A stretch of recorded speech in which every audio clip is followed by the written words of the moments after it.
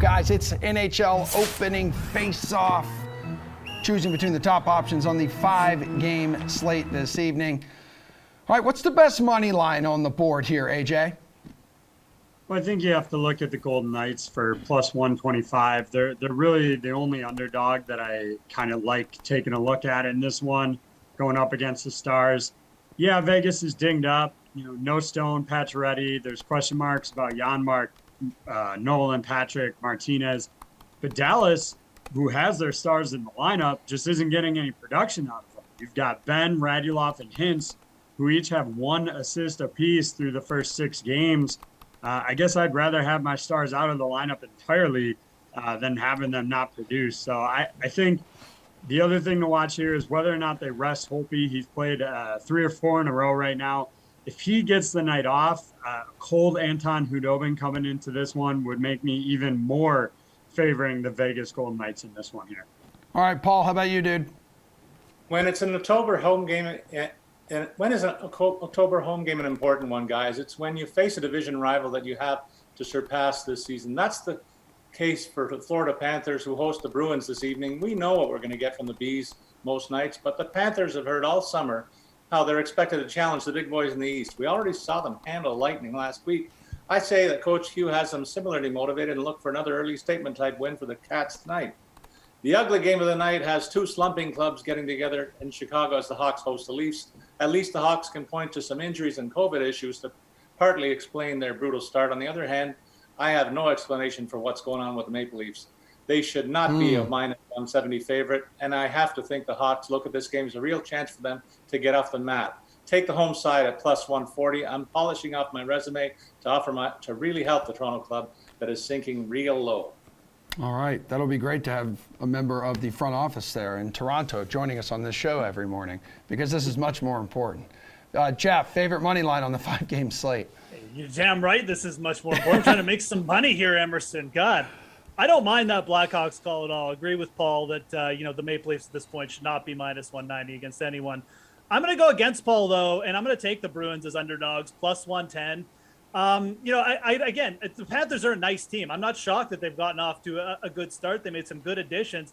At the same time, it looks like we're going to get Sergei Bobrovsky in net here. And I'm just waiting for the wheels to fall off a little bit here, because that's kind of what we've seen from Bobrovsky throughout his career. Hot stretches followed by very cold stretches. And I think the Bruins come in here, they're starting to click. They've scored 4 more goals now in their last 2 games. Their top line is off the mat. They've got that secondary scoring this year. I see these teams as pretty close. And I think when you're getting, Boston as the underdog spot here, everybody's on Florida. They haven't lost yet. Florida also didn't look so good in their last game against Arizona. They almost blew that one. I think the Bruins, there's a little bit of value here at the very least, taking them on the money line. They're probably getting a little bit discounted here. So I'm going to go against Paul. That's going to be my favorite money line. Definitely don't hate the long shot play with Chicago, though, either. Hey, Paul, which total on the board is the best to target?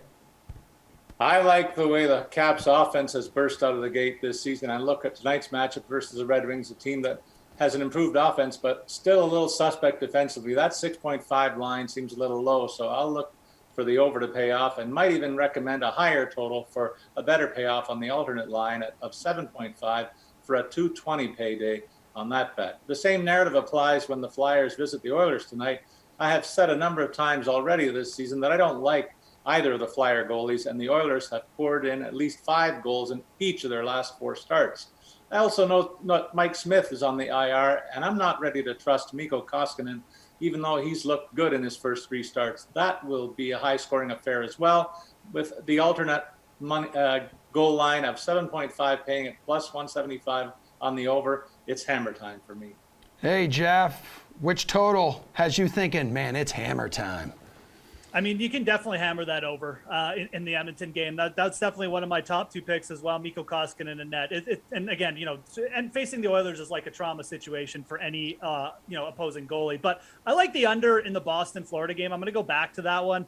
Again, Linus Ullmark starting most likely for the Bruins if he's not already confirmed. He's played pretty well through 2 games. I know I brought up Bobrovsky and his issues, but he has played pretty well. And realistically, it's Boston. I mean, they're a good defensive team. So even if they score 3 or 4 goals, it's a very good spot here or a very good chance here that they could limit the Panthers to just a couple themselves. So I see a 3-2, kind of like 4-1 game playing out here, regardless of who wins. And I think at 6 total, I mean, I would happily be on the under. These are two pretty good defensive teams.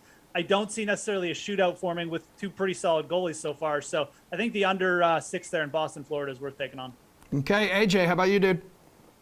Well, first, I want to just say, just saw it come across. Hudobin took the starter's crease at practice today. It's not a confirmation he's going to start, but it looks like they're going to go with him instead of Braden Holtby. So might be a good opportunity to look at some Golden Knights here. In terms of the total, I'm looking at the Leafs hockey. It's currently sitting at 6. The Blackhawks are allowing 4.5 goals per game to start the year. They're going to use Kevin Lankinen tonight. Like, his numbers are actually better than Marc-Andre Fleury to start the year. He's got a .884 save percentage, but that tells you all that you need to know about their goaltending. And look, they're going up against a Leafs team that has absolutely been struggling. They're on a 4-game losing streak. They've allowed a combined 16 goals in their last 3 games, so there's not a whole lot of defense there. If this team's going to win a game, it's going to be in a goal fest, not in a defensive battle. So taking the over in the Leafs Hawk game is the place to target the total for me. Let's move over to DFS real quick, guys. We have 2 of the hottest and most expensive players on the slate this evening, in Alex Ovechkin and Connor McDavid. Do you have to find a way to use one of them, or is there room to fade the big names this evening, Jeff? I mean, you certainly should think about using one of them. I will say this. I mean, like, we have, considering it's only 5 games, we have a pretty deep slate up top. You could certainly pivot to the Boston big line and stack Pasternak and Patrice Bergeron, and maybe even Marchand too. I think most people will use Bergeron at 5,900, but because he's so cheap. But are people really going to stack the entire Bruins first line in this spot? They project pretty well, but I don't think many people are going to use them because people will be paying up for McDavid and Ovechkin. If realistically, if I'm choosing between one of them, I do prefer Ovechkin at 8,200. Again, he's got a fantastic matchup. He's cheaper. He's $800 cheaper. I mean, he's well ahead of anyone in terms of shots on goal and even shots on goal plus block shot metrics to start the year here. So to me, Ovechkin is probably the guy you should be looking at, just because you're saving money off even him and off McDavid and Matthews. But you can pivot in this spot. I mean, I think the Bruins first line would be the way I'd go about it if you were gonna try to fade all the superstars on the slate. AJ, how about you, man? Well, I'm not going to go full fade with Jeff laying out some lower options, but you can slightly move down and go with Leon Draisaitl here at 8,200. Certainly not cheap, but less than McDavid or Ovechkin. He's only trailing McDavid by just 2 points for the league lead overall. And honestly, I would go heavy Oilers in this one. The Flyers are averaging 16 penalty minutes per game.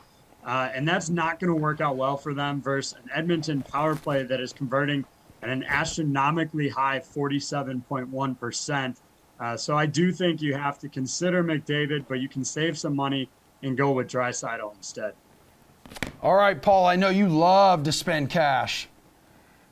And I do it in a big way. I would do my best to get both of these guys into my lineup tonight. How about that? McDavid looks like a man on a mission this year, and I already maligned Philadelphia's goalies. In fact, they may both see action tonight. I'm not saying they're going to play at the same time. I think the starter gets shelled and the reliever comes in. Ovi is right behind McDavid with 12 points in his 6 games so far, and I don't think the Wings will slow him down. I see him extending his point streak in this tilt as well. I know they're both high ownership guys. I expect that. But if you miss out on what could be big nights for both, you're only trying to keep pace with longer shots tonight. I go big on the Wednesday slate.